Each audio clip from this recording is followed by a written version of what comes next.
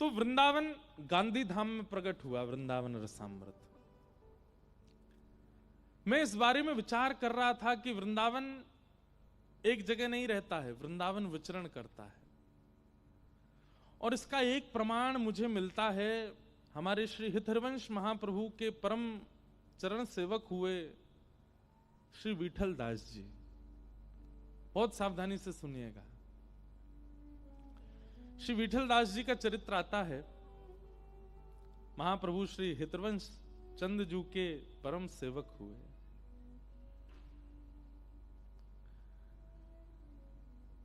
हमारे हितहरिवंश महाप्रभु जब वृंदावन पधारे और श्री राधा वल्लभ लाल जी को विराजमान किया, सब लोग इधर देखो, ध्यान से सुनो कथा। तो देवबन करके एक स्थान है उत्तर प्रदेश में ही, उसको आजकल देवबंद बोलते हैं, बंद, पर वो देवबंद नहीं है, देवबन। विधर्मियों ने उसका नाम देवबंद कर दिया है, पर मूल रूप से उसका स्थान का नाम देववन है। तो वहां से महाप्रभु जी वृंदावन पधारे। महाप्रभु जी का चरित्र तो हमने विस्तार से कई बार कहा है, आप लोग YouTube पर सुन लेना। महाप्रभु जी का जन्म तो ब्रजमंडल में ही हुआ, पर आपके माता पिता देववन में रहते थे, वृंदावन से करीब 100-150 किलोमीटर के लगभग है। तो आप जब किशोरी जी की आज्ञा से वहां से वृंदावन आए और आत्मदेव नाम के एक ब्राह्मण के यहां से श्री राधा वल्लभ लाल जी को लेकर के जब वृंदावन में विराजमान किया, वृंदावन में सेवा विस्तृत होने लगी राधा वल्लभ जी की। तो आपके एक परम वैष्णव भक्त थे श्री विठल दास जी। अब आप लोग विचार कीजिएगा, गुरु निष्ठा कैसी, वृंदावन कैसों को प्राप्त होता है। हम 4 दिन यही सुनेंगे, कैसी स्थिति, कैसी परिस्थिति, कैसे व्यवहार, कैसे स्वभाव वाले लोगों को वृंदावन प्राप्त होता है। ध्यान से सुनिएगा। देवबन में रहते थे श्री विठल दास जी, लेकिन महाप्रभु जी के रूप के दर्शन की ऐसी उत्कंठा और ऐसी व्याकुलता उनके चित्त में हुई कि सब परिवार सब कुछ समेट करके वृंदावन आ गए। संपत्ति वही है, व्यापार आदि जो भी आप क्रिया करते थे, आमदनी का जो भी आपका प्रारूप था, वो सब देववन में ही था। लेकिन महाप्रभु जी श्री हितहरिवंश चंद जू के दर्शन की इतनी व्याकुलता चित्त में हुई कि रह ही नहीं पा रहे हैं, अपने पूरे परिवार सहित वृंदावन आ गए, सब कुछ लेकर के। जब आप श्री वृंदावन आए तो महाप्रभु जी ने पूछा कि भाई दर्शन को आए हो, कुछ दिन रह के चले जाओगे? बोले नहीं, हमेशा के लिए आ गए हैं। जहां हमारे श्री राधा वल्लभ लाल, जहां हमारे महाप्रभु जी, वहीं हम नहीं रह पा रहे आपसे दूर। मैंने कहा ना, त्याग बिन वृंदावन प्राप्त नहीं होता। लिखते जाइएगा, पहला नोट है, वृंदावन प्राप्ति में त्याग बहुत जरूरी है। भले ही छोटे से शुरू हो, लेकिन त्याग तो होगा। और अपने हरिराम व्यास जी तो कहते हैं, कनक कूट कोटिक लग तजिए, भजिए कुंवर करिया। बड़े बड़े मेरू पर्वत के समान धन का जब त्याग करोगे, तब भजन कर पाओगे ठाकुर जी का। त्याग बिन भजन नहीं है, इसलिए त्याग पर इतना जोर दिया जा रहा है, क्योंकि त्याग बिन प्रेम गली अति सांकरी, तामे दो ना समाये। प्रेम गली बहुत छोटी है, उसमें दो नहीं रह सकते, एक ही रहेंगे। या तो सब रह लें या केवल ठाकुर जी रह लें। और ठाकुर जी को बसानो चाहो, हमारे लाला को स्वभाव है, वो त्रिभंग लली क्यों हैं, वो पाम टेढ़े करके, कमर टेढ़ी करके, हाथ टेढ़े करके काहे को खड़े हैं? ये इतने टेढ़े मेढ़े है कि हमारे खड़े हैं कि हमको पहले ही बता रहे हैं, वो इतनी जगह रखियो कि मैं भीतर आ सकूं। मैं सीधो ना हूं, मैं टेढ़ो मेढ़ो हूं। मोए भीतर आवे के काजे बहुत जगह चाहिए। सीधी वस्तु, वो तो गाड़ी सीधी होती है, गली में प्रवेश कर जाती है। लेकिन सबसे मूल तत्व घी को किसी पात्र से निकालना है तो उंगली टेढ़ी ही करनी पड़ती है। ठीक वैसे ही हम सबके चित्त में जो प्रेम रस तत्व है, उसके लिए ठाकुर जी टेढ़े ही हैं। और फिर यूं कहमें कि भैया मैं तेरे भीतर जाऊंगा और कहीं मां बहुत ज्यादा भीड़ भई तो मेरे तो हाथ में लग जाएगी, मेरी कमर में लग जाएगी, मेरे पामन में लग जाएगी, पहले सबरी भीड़ निकाल ले, खूब जगह कर ले चित्त में, तब आऊंगा मैं। ये त्याग का रूप है। तो श्री विठलदास जी सब छोड़ करके आ गए वृंदावन और परिवार सहित महाप्रभु जी के चरणों में बैठ के बोले अब आप सेवा दीजिए, बस दिन की शुरुआत आपके दर्शन से और रात्रि शयन से पूर्व आपका दर्शन, ये मेरी इच्छा है, इसके बिना नहीं रह पा रहे हैं। तो वृंदावन भजने के लिए सबसे पहले त्याग और दूसरा गुरु के प्रति दर्शन की निष्ठा। गुरु कह लीजिए या वैष्णव कह लीजिए, उसके दर्शन की अनन्य निष्ठा। हमारी राधा वल्लभ जी के दर्शन में तो निष्ठा हो जाती है, राधा रमण जी के दर्शन में तो निष्ठा हो जाती है, बिहारी जी के दर्शन में तो निष्ठा हो जाती है, पर रसिक और आचार्यों के दर्शन में निष्ठा बहुत कम बन पाती है। उनके दर्शन की, और कैसी निष्ठा, ऐसी नहीं एक बार देख लिया मन भर गया, ऐसे ही देखत रहूं तो स्वामी श्री हरदास जी महाराज कहते हैं, ऐसे ही देखत रहूं तो मैं जन्म सुफल कर मानूं, ऐसे देखता रहूं बस,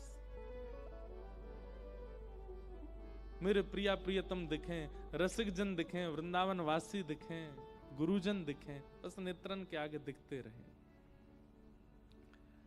और विठलदास जी आ गए वृंदावन।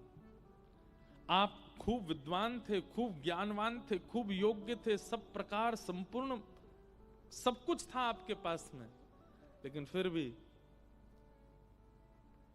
ऐसी लगन लग गई अपने गुरुदेव के प्रति, सब छोड़ के आ गए। सेवा में रहते थे। अब जब योग्य व्यक्ति होता है ना, तो संसार के लोग उस योग्य को कैसे भी अपनाना चाहते हैं। विठलदास जी बड़े योग्य थे, तभी आपके गुजरात के सौराष्ट्र के जूनागढ़ के राजा के मन में आया कि हमारे प्रधानमंत्री की पदवी को नियुक्त करने के लिए इस भारत राष्ट्र में यदि कोई व्यक्ति है तो वो एकमात्र विठलदास है। अगर विठलदास जी आकर के यहां प्रधानमंत्री की पदवी स्वीकार कर लें तो राज शासन बहुत अच्छा चलेगा। ठाकुर जी कैसा कौतुक करते हैं, कैसा खेलते हैं, देखो कहां विठलदास जी अपना सर्वस्व छोड़ करके वृंदावन आए थे केवल अपने गुरु और ठाकुर के दर्शन के लिए, और ठाकुर जी ने ऐसा कौतुक किया। कुछ ही दिन वृंदावन में निकले थे, विठलदास जी परम प्रसन्न थे, यमुना जी की सेवा, रज की सेवा, राधा वल्लभ जी की सेवा, हरिवंश महाप्रभु जी की सेवा मिल गई है, और क्या चाहिए जीवन में। और तभी सौराष्ट्र के जूनागढ़ के राजा का पत्र गया वृंदावन। महाप्रभु जी यमुना जी के तट पर बैठे थे, तभी पत्र आया। पत्रवाहक ने आकर के कहा कि महाराज, गुजरात के जूनागढ़ के महाराजा ने पत्र भेजा है श्री विठलदास जी के लिए।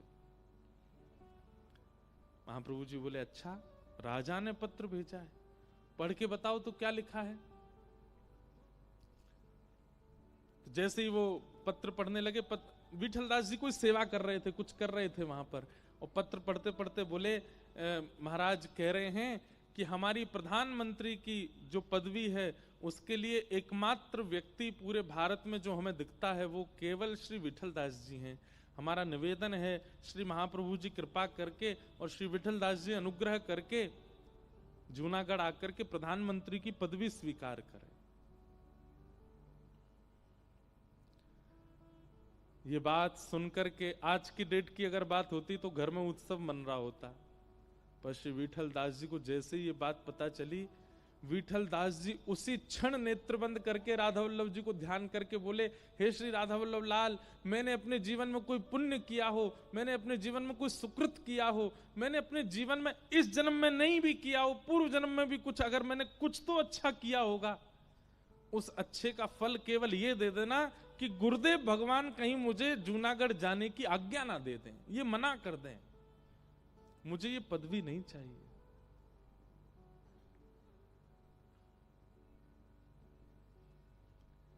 लेकिन ठाकुर जी को कौतुक तो बहुत अच्छा लगता है। एक बात लिख लीजिएगा, जादना लाला को भाग है ना, वैदना ते कौतुक कहने शुरू हो जाएंगे।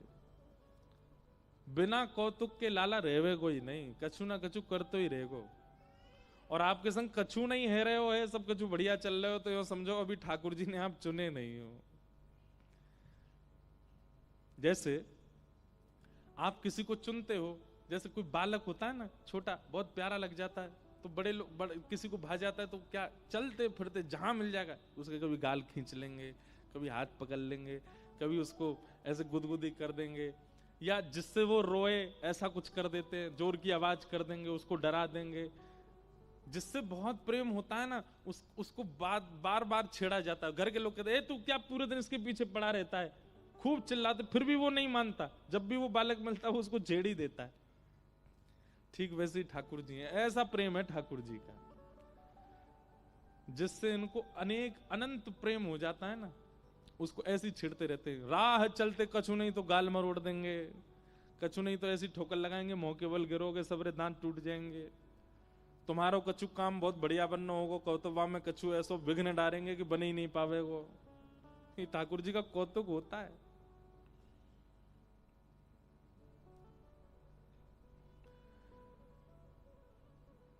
विठलदास जी के साथ हुआ।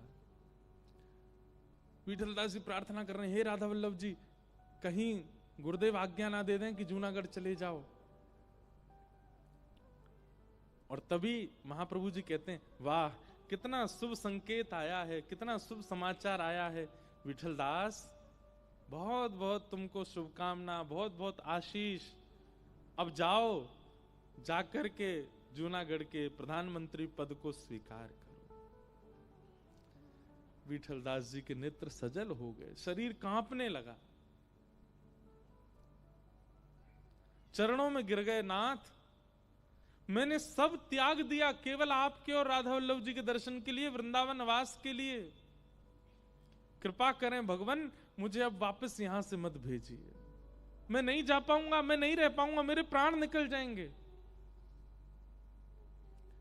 और सब त्यागने के बाद पुनः संसार के विषयों को स्वीकार करना, ये तो महाअपराध है।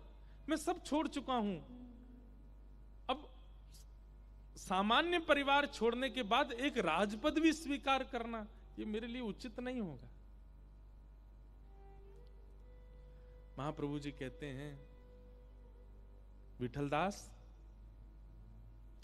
जब जीवन में संकट आता है तो गुरुजन क्या कहते हैं, बहुत ध्यान से सुनना, कितना अच्छा उपदेश महाप्रभु जी कह रहे हैं। जीवन में संकट आता है तो गुरुदेव क्या कहते हैं, जीवन में कोई विपत्ति आती है तो आप कुंडली दिखवाओ या गुरुजनों के पास जाओ, महाराजों के पास, वो क्या कहते हैं, बोले भैया देखो प्रारब्ध है, कुछ दिन का संकट है, सबके जीवन में आता है, इसको भोग लो। भाई जीवन में जब संकट आता है तो हम प्रारब्ध मान करके भोग लेते हैं। जीवन में जब सुख आवे, बिना प्रयास किए, बिना कोई मेहनत किए, अनायास ही सुख आवे, उसको भी भोगना चाहिए। ये उपस्थित भोग है, आपने कोई प्रयास नहीं किया, आपने कुछ ऐसी मेहनत नहीं की, आपने कुछ विचार नहीं किया, लेकिन अनायास ही आपके पास में कुछ ऐसा आया जिससे खूब संपत्ति प्राप्त हो रही है, खूब यश मिल रहा है, तो फिर उसको स्वीकार करना चाहिए, गुरु कृपा भगवत इच्छा मान करके। हाँ, सिर पे हावी मत होने देना, हृदय पर उसका ज्यादा प्रभाव मत पड़ने देना, पर उसको स्वीकार करो। विठलदास, तुमने योजना तो नहीं बनाई थी ना कि तुमको प्रधानमंत्री बनना है, तुमने इसके लिए परिश्रम तो नहीं किया था ना, ये तुम्हारा प्रारब्ध है, इसलिए इसको भोगो। अब यहां पर हम एक बात आपको बताना चाहते हैं, सुख और दुख ये दोनों प्रारब्ध से आते हैं, पुण्य और पाप ये भी प्रारब्ध से ही आते हैं। लेकिन भगवत प्राप्ति तभी होती है जब पुण्य और पाप दोनों शून्य हो जाते हैं। बहुत ऊंची बात है, बहुत ध्यान से सुनिएगा। पाप और पुण्य दोनों जब शून्य हो जाते हैं तभी भगवत दर्शन, भगवत प्राप्ति होती है। और पाप और पुण्य शून्य कब होते हैं? अपने किए गए पूर्ववर्ती पापों को स्वीकार करके ऐसा संकल्प लेना कि अब पुनश्च कभी भी नहीं करूंगा और जो मैंने किया है उसका स्वयं को दंड दूंगा, ऐसा करके पापों को निवृत्त करे और जीवन में आने वाले जो भी भोग हैं जो आपके बिना प्रयास करने पर आ रहे हैं उनको भोग लेना है। आप संकल्प नहीं कर रहे हैं, आप प्रयास नहीं कर रहे हैं, पर कोई वस्तु प्रस्तुत हो रही है सामने से, अगर वो केवल यश युक्त है, कोई काम युक्त नहीं है, कोई व्यसन युक्त नहीं है, कोई वासना युक्त नहीं है, केवल और केवल यश युक्त, धन युक्त, ऐश्वर्य युक्त है, तो उसको भोगने में कोई आपत्ति नहीं है। हाँ, याद रहे वो कोई विषय वस्तु ना हो, कोई वासना वस्तु ना हो, कोई काम वस्तु ना हो, इंद्रिय सुख की वस्तु ना हो, नहीं तो लोग बाग तो गलत अर्थ निकाल लेंगे कथा का। महाराज जी कह रहे थे सामने अपने आप आ जाए तो फिर क्या, ये पीला पानी मेरे सामने रखा है, मैंने तो मंगाया नहीं है, पी लेता हूं। लोग बाग तो अपने मन से कुछ भी अर्थ लगा लेंगे। मेरा मित्र धुआं उड़ा रहा था, मैंने तो बोला नहीं था उसको। अब जब धुआं उड़ ही रहा है सामने तो फिर इसमें मैं भी तो थोड़ा उड़ा सकता हूं। कहीं ये विषय वासना, काम और इंद्रिय सुख की वस्तुओं को मत ले लेना। इसमें यश के रूप में, संपत्ति के रूप में, ऐश्वर्य के रूप में, उपलब्धियों के रूप में यदि सामने से अनायास ही सुख आ रहा हो तो उसको स्वीकार करो, आप प्रयास मत करो। ये भक्तों के लिए बात है, सबके लिए नहीं है। जो नाम जापक हैं, जो तिलक लगाते हैं, जो गुरु निष्ठा रखते हैं, उनके लिए ये उपदेश महाप्रभु जी कर रहे हैं विठल दास को। विठल दास, तुम्हारे बिना प्रयास करने पर अगर तुमको प्रधानमंत्री की पदवी मिल रही है तो जिस प्रकार जीवन में आने वाले कष्टों को प्रारब्ध मान करके भोगते हैं, सुख मिल रहा है तो इसको भी भोगो। लेकिन त्याग देखिए और समर्पण देखिए विठल दास जी का। स्थिति ऐसी है कि प्राण निकलने को हो रहे हैं, लेकिन गुरु आज्ञा हो गई है कि जाना है तो अब नहीं रोकना। ये प्रेम है बंधु। विठल दास जी चाहते तो कह देते कि मैं संपत्ति छोड़ के आया था आपके लिए, मैं परिवार छोड़ के आया था आपके लिए, सब कुछ छोड़ करके आया था और आप मुझे खुद से दूर कर रहे हो। पर नहीं, गुरु आज्ञा हो गई है कि जाना है तो अब इसके आगे दूसरा प्रश्न नहीं। प्रेम का स्वरूप होता है मैं स्वयं कष्ट में रह लूंगा लेकिन मेरा प्रेमी कष्ट में ना रहे। विठल दास जी ने विचार किया कि अगर मैंने मना किया तो गुरुदेव को कष्ट होगा, मैं भोगने को तैयार हूं पर आप कष्ट में ना रहे। विठल दास जी कुछ नहीं बोले, नेत्रों से अविरल अश्रुधार गिर रही है, हाथ जोड़ के बैठे हैं और बस आज्ञा हो गई है जाओ। लेकिन मन तो सोच रहा है ठीक है जाता हूं, बुद्धि तो सोच रही है ठीक है जाता हूं, पर तन स्थिर हो गया है, तन हिल ही नहीं रहा है वहां से। और तब एक सूक्ष्म इच्छा प्रकट हुई मन में कि कृपा करके वृंदावन का कोई आशीष मुझे दे दीजिए। तब महाप्रभु जी ने सिर पर हाथ रख के कहा, विठल दास मैं तुम्हें आशीष देता हूं कि सदा वृंदावन तुम्हारे चित्त में रहेगा और तुम जहां रहोगे वृंदावन वहीं प्रकट हो जाएगा, जाओ।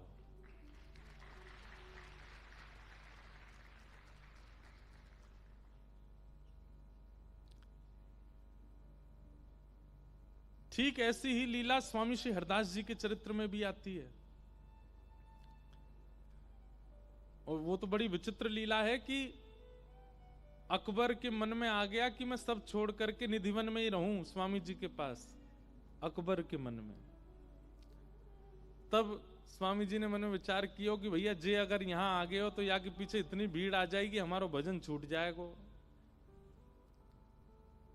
स्वामी जी ने आज्ञा कर दी, भैया उसको सेवा दे दी, तू वहीं रहे और तू वृंदावन की सेवा करते रहे, हमारा चित्र बनवा ले जा आदि आदि। और उसको आज्ञा कर दी जब जब तेरा मन हो वृंदावन को तो बस नेत्र बंद करके ध्यान करियो, तू जहां बैठेगो वहीं वृंदावन तुमको दिखने लगेगा।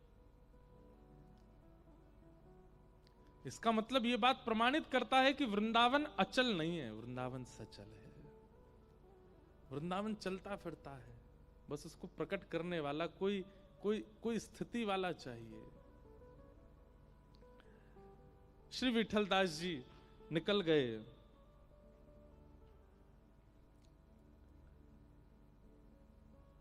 ज्यों ज्यों वृंदावन से पग आगे बढ़ावे त्यों त्यों मन में पीड़ा हो, लेकिन जब जब महाप्रभु जी का स्मरण करके नेत्र बंद करते हैं वृंदावन का दर्शन होने लगता है।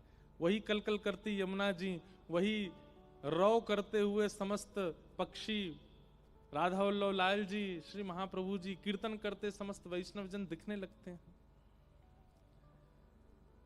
आप जूनागढ़ आकर के विराजमान हो गए और प्रधानमंत्री पदवी को स्वीकार किया। लेकिन राजा की तरफ से प्रधानमंत्री पदवी पर जितनी धन संख्या मिलती थी, मासिक जो धन मिलता था उनको, उससे वो अपना कोई उपभोग नहीं करते थे। जितना धन उनको प्रधानमंत्री पदवी पर मिलने पर मिलता था, उस धन से वो क्या करते थे? अश्व खरीदते थे, घोड़े खरीदते थे। और इतने सारे घोड़े कर लिए, उनका नियम क्या रख लिया कि प्रत्येक दिन श्री राधा वल्लभ लाल जी वृंदावन में, जूनागढ़ से वृंदावन कितना दूर है, श्री राधा वल्लभ लाल जी वृंदावन में, और वृंदावन में श्री राधा वल्लभ जी का जो राजभोग होगा, राजभोग को जब महाप्रभु जी पालेंगे, महाप्रभु जी के पाने के बाद जो महाप्रभु जी का तिनका प्रसाद होगा, उस तिनका प्रसाद को घोड़ों पर बैठ करके वृंदावन से जूनागढ़ लाएंगे, उसको पा करके मैं अपना प्रसाद पाना प्रारंभ करूंगा। नित्य राधा वल्लभ जी का राजभोग और महाप्रभु जी का तिनका प्रसाद पा करके आप निर्वहन करते थे। पूरा धन कहां लगाते थे? वृंदावन से लेके जूनागढ़ तक जितने सिपाही बीच में लगे थे, एक घोड़े से दूसरे घोड़े तक दौड़ के जाते थे प्रसादी देने के लिए। जैसे किलोमीटर बंटे थे, 4 किलोमीटर एक घोड़ा जाएगा, फिर वहां कोई मिलेगा सिपाही, उसको देंगे, वो 4 किलोमीटर दौड़ेगा, फिर वो आगे 4 किलोमीटर, ऐसे वृंदावन से नित्य महाप्रसाद आता था। कहां? जूनागढ़। और आप अपना पूरा धन, राजकोष का धन नहीं, जो प्रधानमंत्री को प्राप्त होता, वो पूरा धन उसी में लगा देते थे। ऐसा समर्पण। अब सोचो, हमें वृंदावन मिलेगा, हमें वृंदावन बसेगा, हमने किया क्या है वृंदावन के लिए जो वृंदावन हमें प्राप्त हो? केवल रज माथे पर लगा लेते हैं, राधा मुख से उच्चारण कर लेते हैं, एकादशी व्रत कर लेते हैं, कंठी माला पहन लेते हैं, ब्रह्मचर्य का पालन कर लेते हैं, आसन पर बैठ करके थोड़ा ध्यान कर लेते हैं, कथा सत्संग सुन लेते हैं, इसमें ही हमको लगने लगता है वृंदावन हम पे कृपा क्यों नहीं कर रहा है? क्या ये बहुत है वृंदावन प्राप्ति के लिए? जिनको वृंदावन मिला है उनका देखिए तो सही स्थिति, उन्होंने क्या किया है वृंदावन के लिए, तब जाकर के वृंदावन प्राप्त हुआ। विठलदास जी का चरित्र में एक कथा आती है कि ये द्वारिका गए दर्शन करने के लिए। तो जैसे द्वारिका गए राजा के साथ, तो राजा ने दर्शन किए, सब लोगों ने दर्शन किए, लेकिन विठलदास जी दर्शन करने नहीं गए द्वारिकाधीश जी के। तो राजा ने कहा, ए विठलदास, सब लोग दर्शन करके आए, तुमने दर्शन क्यों नहीं किए? तो विठलदास जी कहते हैं, हम बिना किशोरी जी वाले ठाकुर जी को नहीं देखते। किशोरी जी बगल में बैठेंगी तब हम ठाकुर जी को दर्शन करेंगे। हमारे ब्रज में एक पद गाया जाता है, ये हम द्वारिकाधीश जी को चिढ़ा करके गाते हैं ये वाला पद। हमारो मुरली वारो श्याम, हमारो मुरली वारो श्याम, हमारो मुरली वारो श्याम, हमारो गाइए, हमारो मुरली वारो श्याम, हमारो मुरली वारो श्याम। हो विन मुरली वन माल चंद्रिका,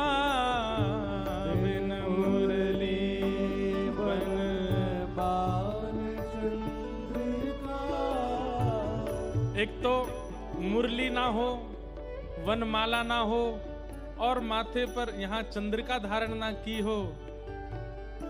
हमारे ब्रजवासी कहते हैं, बिन मुरली वनमाल चंद्रिका, बिन मुरली वनमाल चंद्रिका, नहीं पहचानत नाम, नहीं पहचानत हमारो मुरली वारो श्याम, हमारो मुरली वारो श्याम, हमारो मुरली वारो श्याम, ओ हमारो मुरली वारो। अच्छा, हमें ऐसा लगता है द्वारिकाधीश जी को छेड़ने में ब्रजवासी कोई कसर तो छोड़ते नहीं, पर ये द्वारिका में जो ये 2 बार आरती में मुरली धारण कराई जाती है ना, वो शायद ये बीठलदास जी की घटना के बाद से शुरू हुई होगी। नहीं तो हमारी ब्रज की लीला के भाव से तो ठाकुर जी मुरली लेके गए ही नहीं वृंदावन से। जैसे ही वृंदावन से मथुरा गए, मुरली वृंदावन में छोड़ करके गए ठाकुर जी, वंशी लेकर के नहीं गए। वो तो ब्रजवासियों ने आकर के ये पद गा दिया होगा द्वारिका में आज से 100, 200, 500 साल पहले, भैया बिन मुरली बनमाल चंद्रिका, नहीं पहचानत नाम। तब हो सकता है कि हमारे गोस्वामियों ने विचार किया होगा कि भाई ये ब्रजवासी आकर के बोल रहे हैं बिना वंशी वारे हम ठाकुर जी को नहीं पूछते, तो चलो 2 बार की आरती में तो वंशी धारण कराओ। तो तब से द्वारिका में सुबह श्रृंगार आरती में और रात्रि संध्या आरती में श्री ठाकुर जी वंशी धारण करते। और राजा मुकुट पहनता है, राजा किरीट पहनता है, पर द्वारिकाधीश को आप देखो, वो पाग भी पहनते हैं, चंद्रिका भी पहनते हैं। इसका मतलब क्या है? ये सब ब्रजवासियों ने आकर के शुरू करवाया है। नहीं तो दशहरा पे दर्शन करो आप, दशहरा पर द्वारिकाधीश क्या बढ़िया मुकुट पहनते हैं। रामनवमी पे दर्शन करो, विशेष उन पे ठाकुर जी पूरा पूरा मुकुट धारण करते हैं, किरीट धारण करते हैं। परंतु ये पाग पहनना, मोरपिच्छ धारण करना और इधर चंद्रिका धारण करने का मतलब पता है क्या है? ये जो जितने श्रृंगारों में यहाँ चंद्रिका है, चंद्रिका इस भाव से है कि ये आधा अंग किशोरी जी का, किशोरी जी की चंद्रिका है। द्वारिकाधीश जी चंद्रिका धारण करते हैं। ये निश्चित ही ब्रजवासियों ने ये पद गाया होगा, इसीलिए द्वारिका में शुरू हो गया है। बिन बनमाल मुरली चंद्रिका, बिन मुरली मुरली चंद्रिका, नहीं पहचानत नाम, नहीं पहचानत नाम, हमारो मुरली वारो श्याम, हमारो मुरली वारो श्याम, हे हमारो मुरली वारो श्याम, हमारो मुरली वारो। और ब्रजवासी क्या देखते हैं ठाकुर जी में? दूसरा रूप क्या देखते हैं? गौर रूप, गोप रूप, वृंदावन चारी, गोप रूप वृंदावन चारी। द्वारिका में कहते हैं राजाधिराज गौ ब्राह्मण प्रतिपालक श्री वसुदेव नंदन, श्री देवकी नंदन, श्री कृष्णचंद्र भगवान की जय। आज से 100-500 साल पहले ब्रजवासी बोले भैया जी कौन सा भगवान है? और यही है ठाकुर जी आपके ब्रज के। बोले हमारो लाला तो कन्हैया है, हमारो लाला तो गोपाल है, गोविंद है। इतना बड़ा नाम भैया, वृंदावन से द्वारिका तक तो इतना लंबा तो नाम है ठाकुर जी का। गौ ब्राह्मण प्रतिपालक, संत सेवी, त्रिलोकी नाथ, देव के नंदन, वसुदेव नंदन, आदि आदि आदि आदि करके नाम उच्चारण होता है ठाकुर जी का। तो ब्रजवासी के हमारो लाला कैसो है? गोप रूप वृंदावन चारी, गोप रूप वृंदावन चारी, ब्रज जन पूरण का,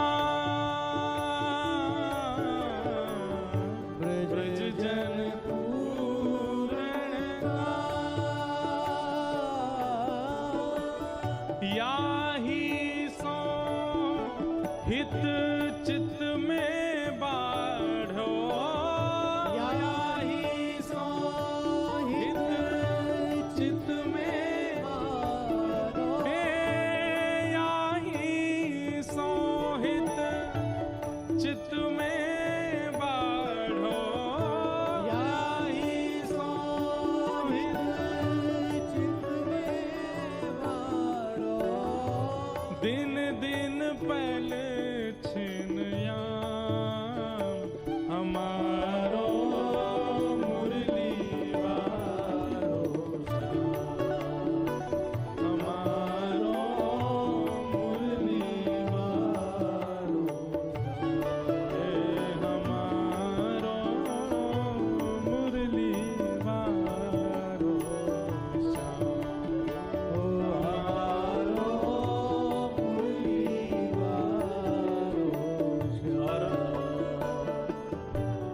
अंत में यही भाव विठलदास जी कह रहे हैं द्वारिका जाके। क्या कह रहे हैं? बोले हमारे ठाकुर जी तो 2-4 जगह ही रहते हैं। कौन कौन सी जगह रहते हैं आपके ठाकुर जी? नंदीश्वर, नंदीश्वर मतलब नंदगांव, नंदीश्वर, गोवर्धन गोकुल, नंदीश्वर गोवर्धन गोकुल, बरसानो विश्राम, बरसानो विश्राम, बरसानो विश्राम, बरसानो विश्राम। और इधर देखो सब लोग, नागरी दास जी कह रहे हैं जिनका ये पद है कि ठाकुर जी कहाँ रहते हैं? नंदीश्वर मतलब नंदगांव, गोवर्धन गोकुल, बरसानो विश्राम। और भैया ये सब आपके गांधी धाम में भी हैं। यहाँ पे नंदगाम भी है, यहाँ पे बरसानो भी है, हमारे महाराज जी को स्थान है वो तो गोवर्धन है, गोकुल भी है, गोकुल भी है यहाँ पे, हाँ गोकुल भी है। ले ठाकुर जी यही मारे वृंदावन रसामृत प्रकट हुआ गांधी धाम में। आज सुबह हमारे किरण जी का तो गांव भी नंदगांव है, आपका भी नंदगांव गांव है, प्रेम जी का। बताओ सब तो है यहाँ पे, इसीलिए वृंदावन की इतनी यहाँ पे बातें होती हैं, तभी इतने भाव प्रकट होते हैं। क्योंकि हमारे नागरी दास कह रहे हैं कि भैया ठाकुर जी यहीं रहते हैं। कहाँ? नंदीश्वर गोवर्धन गोकुल, नंदीश्वर गोवर्धन गोकुल, बरसानो विश्राम, बरसानो विश्राम। और नागिरीदास द्वारिका मथुरा, नागिरीदास द्वारिका मथुरा, नागिरीदास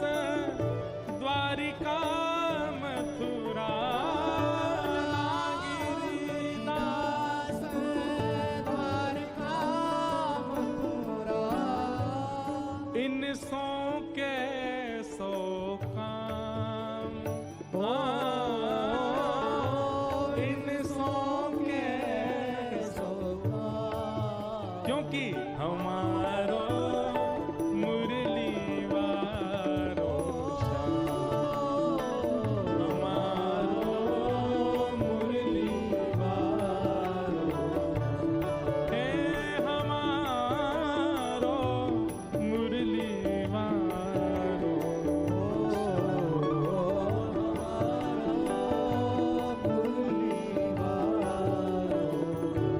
ना गिरिदास द्वारिका मथुरा, ना गिरिदास द्वारिका मथुरा, इन सो के सो काम हो, इन सो के सो काम, हे हमारो मुरली वारो हमारो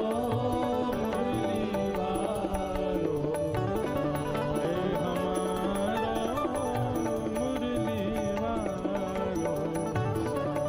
ओ हमारो मुरली वारो,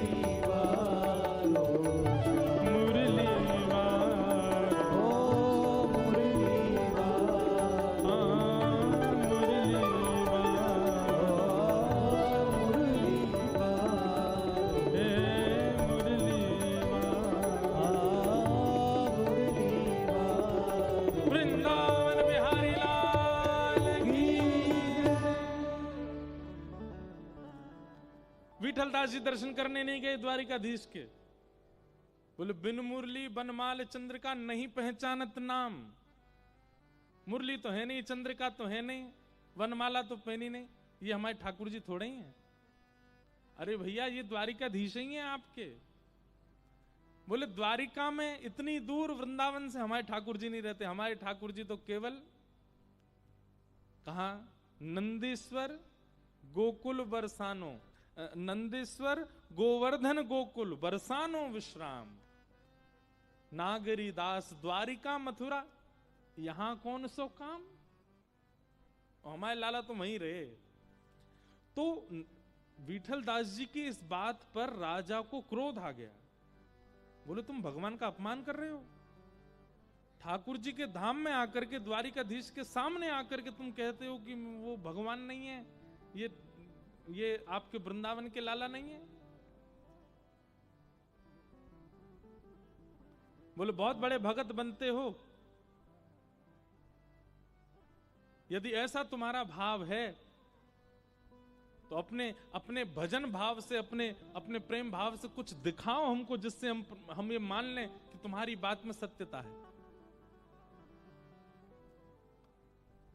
विठलदास जी ने तुरंत अपना जो बगलबंदी पहनी थी उसका एक तना खोल करके जैसे ही दिखाया, उनके वक्ष में ही एक मानो जैसे प्रतिबिंब जैसा प्रकट हो गया, एक जैसे माने कोई दृश्य जैसा प्रकट हो गया। यमुना जी बह रही हैं, सुंदर मयूर नृत्य कर रहे हैं, सुंदर सघन कुंज जो है वो विचरण ऐसे झूम रही है। वहीं श्री राधा वल्लभ जी, वहीं श्री बिहारी जी, वहीं श्री गोविंद देव जी, गोपीनाथ जी, सब लोग, सबके दर्शन हो रहे हैं। वैष्णव जन एक साथ जाकर के गोविंद देव जी का दर्शन कर रहे हैं, नाद स्वर प्रकट कर रहे हैं। रोम रोम में वृंदावन का दर्शन, वस्त्र उतार करके दिखाए तो संपूर्ण वृंदावन उनके तन में व्यवस्थित था। राजा समझ गए, बोले भैया तुम कोई सामान्य नहीं हो, तुम तो कोई ठाकुर जी की नित्य सखी हो, तुम तो नित्य सहचरी हो। हमें लगता है हमने तो जबरदस्ती तुमको यहाँ पर ये प्रधानमंत्री पदवी स्वीकार करने के बुला लिया, लेकिन तुम तो ठाकुर जी की कोई नित्य सखी। और उसके बाद श्री विठल दास जी को आज्ञा दे दी कि आप अब वृंदावन में ही विराजो, और आप श्री वृंदावन आकर के व्यवस्थित हो गए। तो कहने का अभिप्राय क्या है? वृंदावन सचल है, वृंदावन अचल नहीं है। जहां कोई प्रेम युक्त होकर के वृंदावन को बस भज ले, पुकार ले, वृंदावन वहां प्रकट हो जाता है। और वृंदावन को प्रकट करने के लिए सबसे पहले लिखते जाइएगा, सबसे पहला त्याग। कोई सूक्ष्म वस्तु का एक छोटा सा त्याग आवश्यक है। दूसरा, गुरु निष्ठा, वैष्णव निष्ठा और रसिकों में निष्ठा।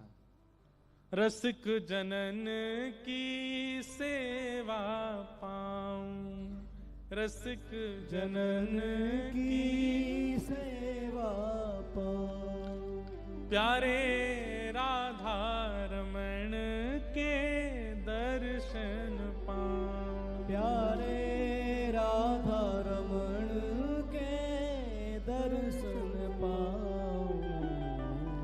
कृपा अभिलाषी जी, राधिका रानी जी, कृपा अभिलाषी जी, राधिका रानी जी। ओ सुन लो अर्ज हमारी, हमारी रहूं ब्रज रज को पासे, रहूं ब्रज रज को पासे। रसिक जनों की सेवा और गुरु जनों की आज्ञा। देखो सबसे बड़ी गुरु सेवा क्या है बताओ? गुरु जी को लिफाफा देना, ये बहुत बड़ी सेवा है। गुरु जी के आश्रम की मरम्मत करवा देना, ये बहुत बड़ी सेवा है। गुरु जी को भोजन प्रसाद पवा देना, गुरु जी के वस्त्र बनवा देना, गुरु जी को ये सब सेवा नहीं है गुरु जी की। गुरु की सबसे बड़ी सेवा केवल एक है, गुरु की आज्ञा का पालन। बस जो गुरु आज्ञा कर देते हैं उस पर दूसरा विचार ना करके उस आज्ञा का पालन सबसे बड़ी सेवा है गुरु की। अगर गुरु जी के मुख से एक बार निकल जाए कि अभी वृंदावन मत आओ, तो जब तक दोबारा नहीं कह दें कि आ जाओ तब तक जाना ही नहीं है। गुरु सेवा का सबसे बड़ा स्वरूप यदि कुछ है तो गुरु आज्ञा का पालन, गुरु आज्ञा का पालन। तो सबसे पहला त्याग और दूसरा गुरु आज्ञा का पालन, गुरु सेवा का पालन, गुरु निष्ठा का पालन। मन में भाव आता है, लोग बाग पूछते हैं क्या गुरु आवश्यक है जीवन में? हाँ आवश्यक तो है।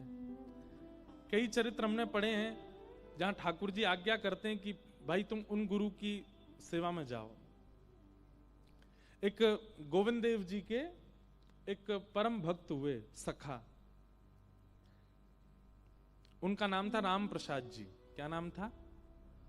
राम प्रसाद जी। बाद में उनका नाम पड़ गया था जयराम बाबा। बाद में वो बाबा बन गए थे, गौड़िया वैष्णव संप्रदाय के महात्मा थे। तो राम प्रसाद जी जो थे, ये राम जी की कृपा से इनका जन्म हुआ था, इसलिए इनका नाम राम प्रसाद पड़ा। अब देखो लोग बाग कई बार ऐसे ऐसे भाव कह देते हैं कि महाराज जी हम तो, हमारे गुरुदेव जो हैं वो राम जी के उपासक हैं, हमारे गुरुदेव नारायण के उपासक हैं, हम ठाकुर जी की वंदना कैसे करें? इस बात को चित्त से निकाल दीजिए कि आपकी उपासना पद्धति से आपकी प्रेम लक्षणा भक्ति की पद्धति मिटेगी नहीं। मीराबाई का गुरु मंत्र राम नाम था, वो भजन ठाकुर जी का करती थी, लेकिन मीराबाई एकांत में बैठ के क्या भजती थी? राम राम राम राम राम राम, राम जी को भजती थी। और राम जी की कृपा से उनको कृष्ण भक्ति प्राप्त हुई। तो राम प्रसाद जी का जन्म कैसे हुआ? इनका नाम राम कृपा प्रसाद ऐसी कुछ नाम था, मुझे, मैं कल और विस्तृत इनका चरित्र सुनाऊंगा। तो इनका जन्म ऐसे हुआ कि इनके जो पिताजी थे वो जयपुर में विराजते थे। तो इनके, ध्यान से सुनो, ने कथा मुझे अभी याद आई है अचानक कहीं से, मैं सुना दूं आपको। इनके जो दादाजी थे, राम प्रसाद जी के जो दादाजी थे, उनकी अकस्मात मृत्यु होने पर उनके पिताजी ने, राम प्रसाद जी के पिताजी ने ब्रह्मचर्य में रहना स्वीकार किया कि मैं विवाह नहीं करूंगा। अपने पिता की मृत्यु से इतने परेशान हो गए कि वन में जाकर के ब्रह्मचर्य का पालन करने लगे और वानप्रस्थी हो गए, बिना गृहस्थ में गए वानप्रस्थी हो गए। इतना भजन किया राम जी का कि राम जी प्रसन्न हो गए और और राम जी प्रसन्न होकर के दरबार सहित प्रकट हुए। राम जी, सीता जी, लक्ष्मण जी, भरत जी, शत्रुघ्न जी, हनुमान जी, और सब प्रसन्न हुए। तो प्रसन्न होकर के जंगल में प्रकट हो गए। प्रकट होकर इनको दर्शन दिए। तो दर्शन करके इन्होंने प्रणाम करके कहा, भगवान मुझे आप अपने संग ही ले चलो। तो राम जी ने इनको आज्ञा की, नहीं हम तुमसे कुछ आज्ञा करने आए हैं। बोले क्या? तुम विवाह करो, गृहस्थ आश्रम में प्रवेश करो। और ऐसा कहकर के राम जी तो वहां से अंतर्ध्यान हो गए, और ये बेचारे विचलित हो गए कि मैं तो सब छोड़ करके वन में आया, और ठाकुर जी आकर के केवल 2 शब्द बोल गए कि गृहस्थाश्रम में प्रवेश करो, और चले गए।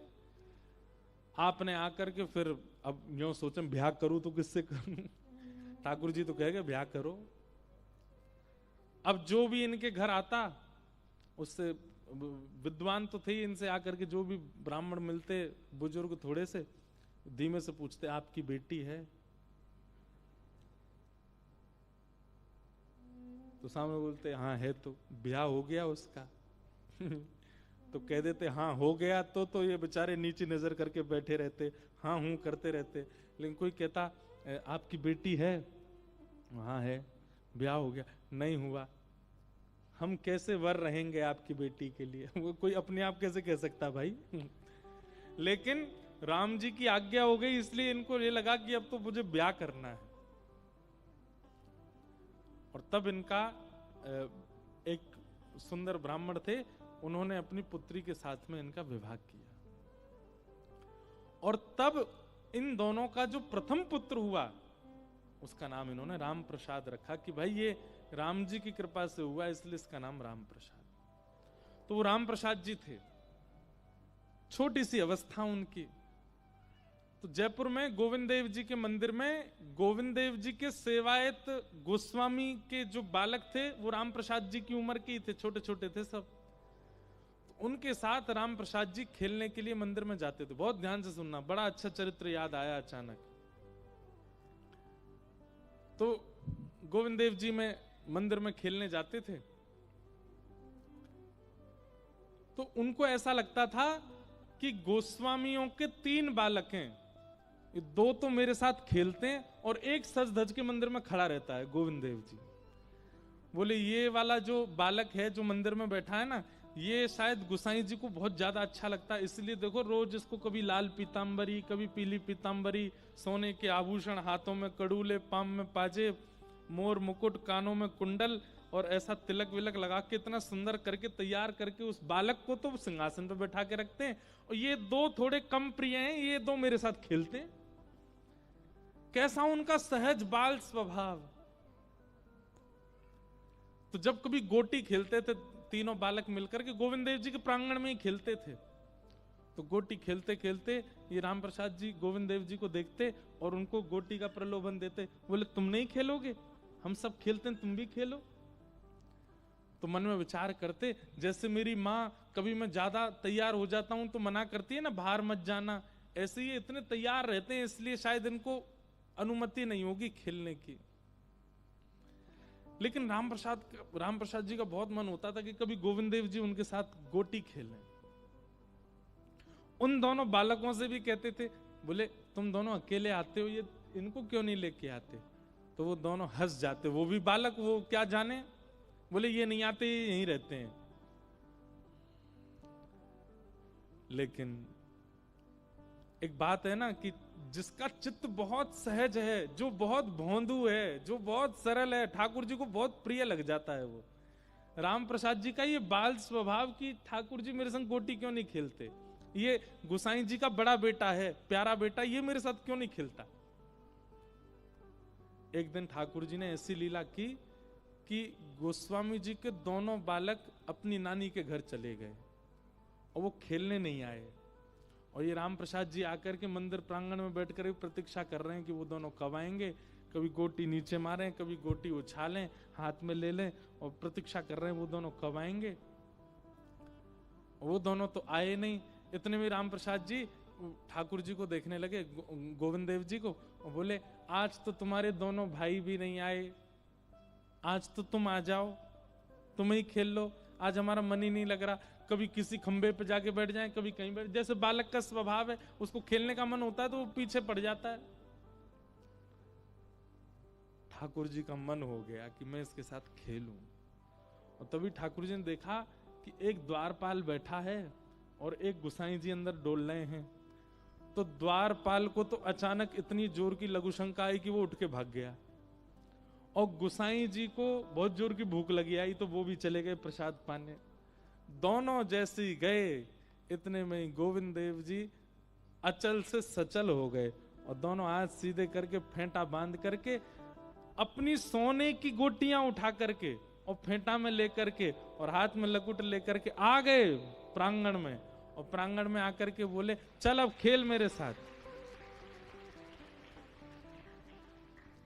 और राम प्रसाद बालक के साथ में गोविंद देव जी गोटी खेलने लगे।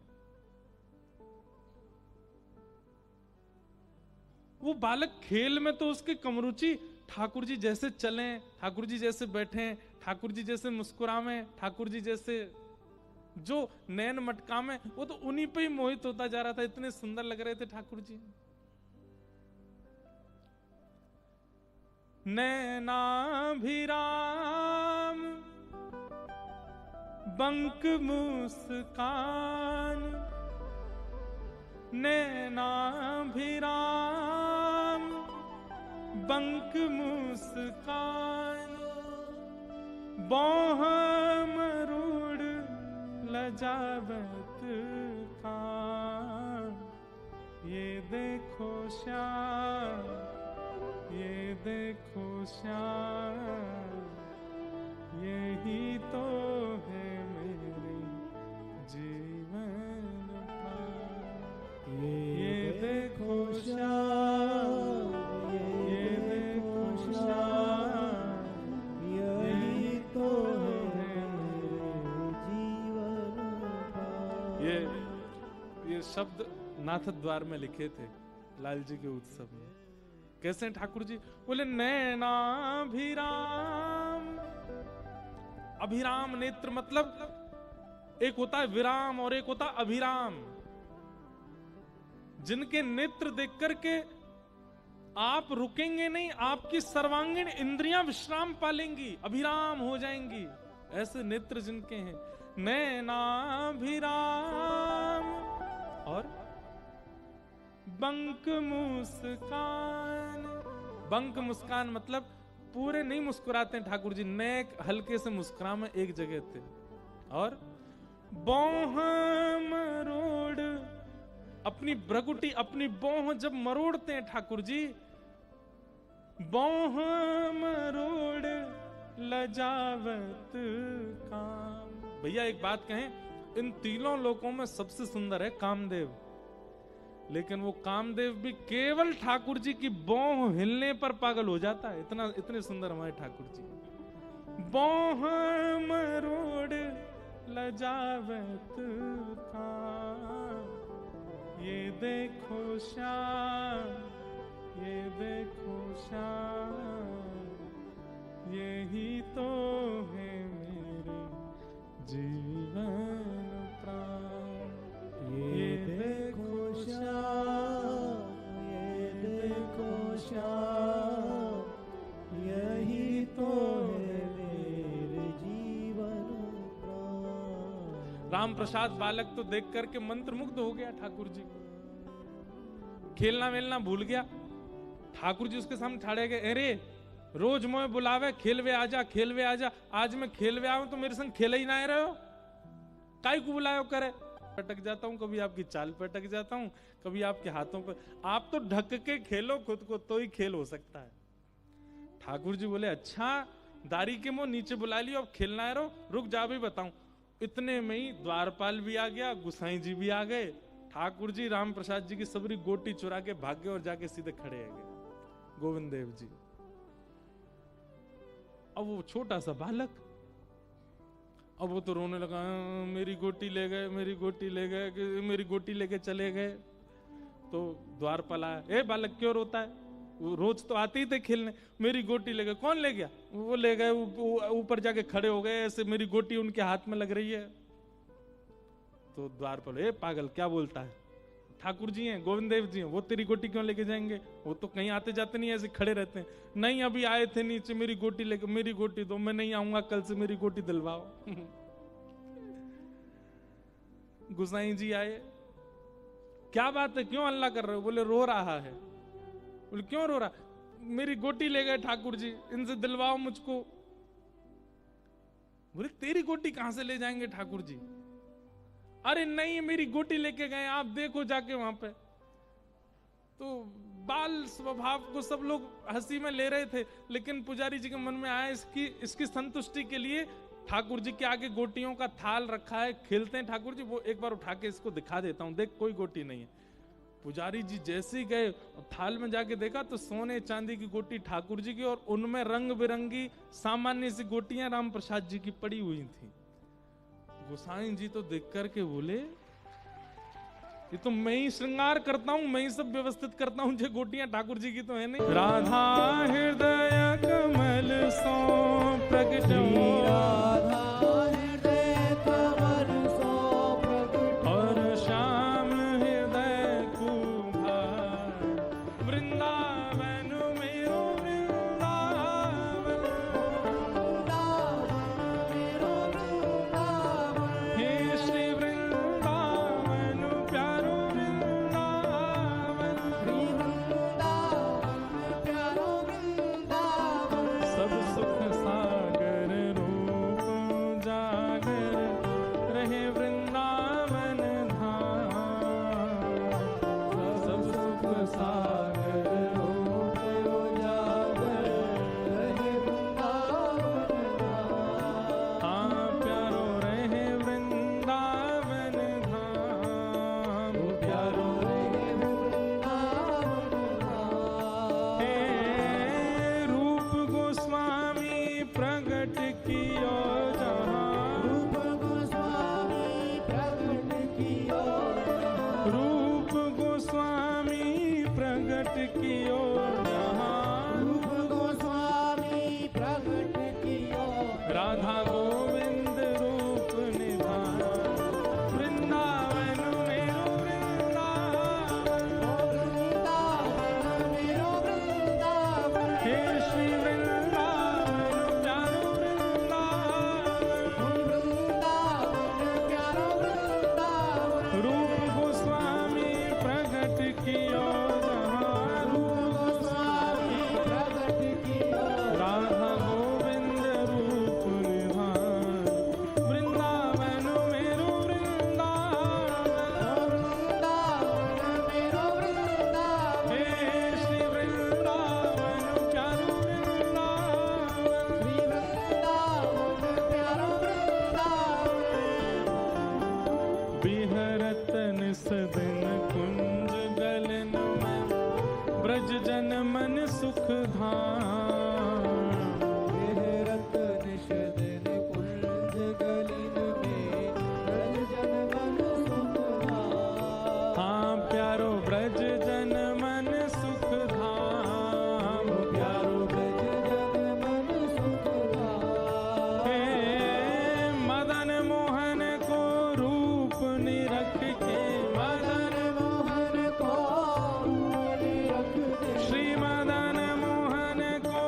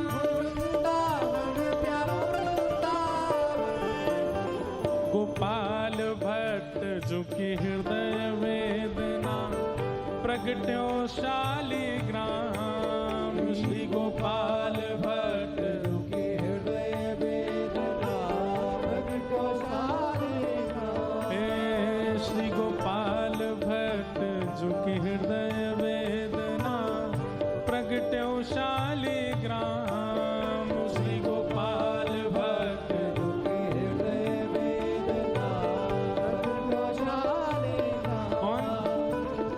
रूप सुधा को खान हमारो सुधा को खान हमारो वृंदावन में सबते न्यारो वृंदावन में सबते न्यारो। हे रूप सुधा को खान हमारो रूप सुधा को खान हमारो हो प्यारो राधा रमण झूला वृंदावन में वृंदावन वृंदावन मेरो वृंदावन। हे श्री वृंदावन प्यारो वृंदावन वृंदावन प्यारो वृंदावन। रूप सुधा को खान हमारो सुधा को खान हमारो हे वृंदावन में सबते न्यारो वृंदावन में सबते ओ न्यारो। प्यारो राधा रमण झूला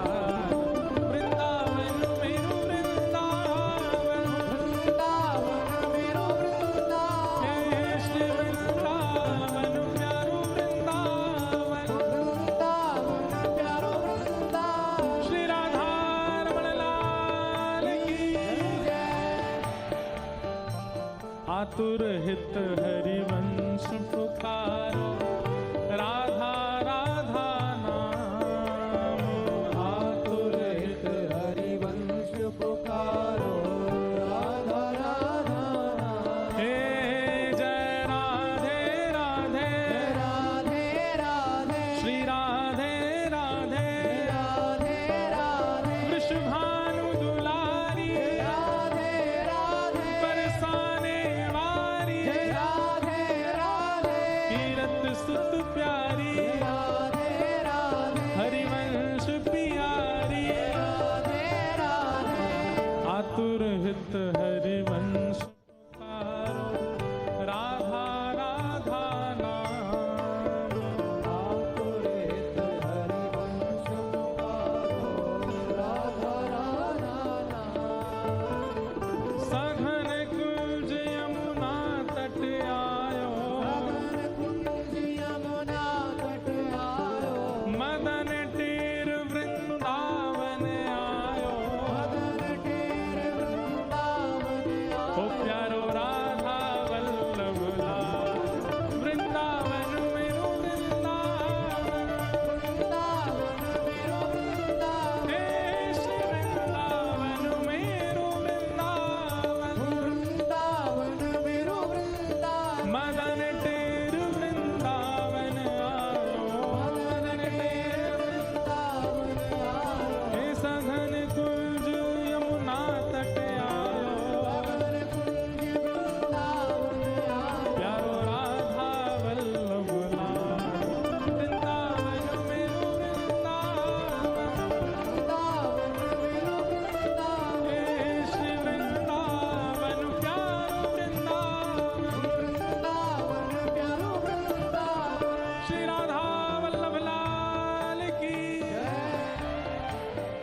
हे जुगल किशोर को लाड लड़ायो नवल कुंज ही मारे जुगल किशोर को लाड लड़ायो धवल कुंज ही गायो। हे जुगल किशोर को लाड लड़ायो नवल कुंज ही जुगल किशोर को लाड लड़ायो धवल कुंज ही गायो। हे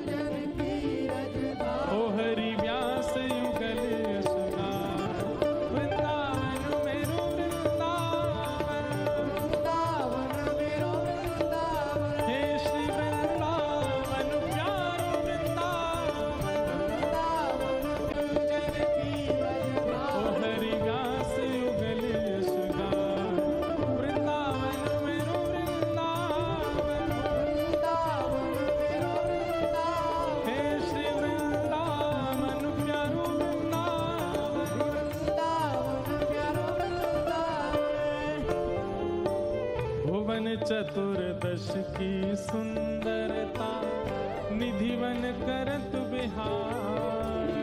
भुवन चतुर्दश की सुंदरता जीवन करत बिहार। भुवन चतुर्दश की सुंदरता निधिवन करत बिहार। भुवन चतुर्दश की सुंदरता जीवन करत बिहार। श्यामा प्यारी कुंज बिहारी, श्यामा प्यारी कुंज बिहारी। श्यामा प्यारी बांके बिहारी। श्यामा प्यारी बांके बिहारी। ये भाव तो सब भुजा उठा के गाओ और खूब बेग से गाओ। श्यामा प्यारी कुंज बिहारी, श्यामा प्यारी कुंज बिहारी। हे श्यामा प्यारी बांके बिहारी। श्यामा प्यारी बांके बिहारी। और जय जय श्री हरिदास वृंदावन में वृंदावन। वृंदावन प्यारो वृंदावन। हे श्री वृंदावन प्यारो वृंदावन। वृंदावन प्यारो वृंदावन। श्यामा प्यारी कुंज बिहारी। श्यामा प्यारी कुंज बिहारी। और जय जय श्री हरिदास वृंदावन में वृंदावन। वृंदावन प्यारो वृंदावन। हे श्री वृंदावन प्यारो वृंदावन। वृंदावन प्यारो वृंदावन। जिनकी कृपा से यह रस प्रगटो वृंदावन अभिराम। जिनकी कृपा से यह रस प्रगट्यो वृंदावन अभिराम। ओ जिनकी कृपा से यह रस प्रगटो वृंदावन अभिराम। की कृपा से यह रस प्रगट्यो वृंदावन अभिराम। देखो हमारे लाल जी के साल भर के उत्सव तो होते ही रहेंगे। वसंत पंचमी का उत्सव होगा, जन्माष्टमी का उत्सव होगा, रामनवमी का उत्सव होगा, स्नान पूर्णिमा का उत्सव होगा। पर हमारे लाल जी के दो उत्सव फिक्स हैं। एक तो ठाकुर जी का जन्म उत्सव जनवरी में और दूसरा ये वृंदावन प्रकट उत्सव। अंतर केवल इतना होगा, अंतर केवल इतना होगा कि जनवरी वाला जो उत्सव है उसका स्थान परिवर्तित होता रहेगा, पर ये वाले उत्सव तो गांधी धाम में ही होगा। तो गांधी धाम वाले ऐसा कभी हो सकता है कि बीच में एक साल में 2 साल में कभी होता होगा, बीच में मैं उसकी गारंटी नहीं ले सकता, पर वृंदावन प्रकट उत्सव यदि होगा तो गांधी धाम में ही होगा। वृंदावन रसामृत उत्सव तो यही मनाया जाएगा, क्योंकि यही ये भाव प्रकट हुआ। जिनकी कृपा से रस प्रकट वृंदावन अभिराम। जिनकी कृपा से यह रस प्रगट्यो वृंदावन अभिराम। सप्त निधिन को ही उजियारो, सप्तनिधिन को ही उजियारो। हम सबको मिलवावे वारो। हम सबको मिलवावे वारो। इंद्र ईश इंद्रेश दुला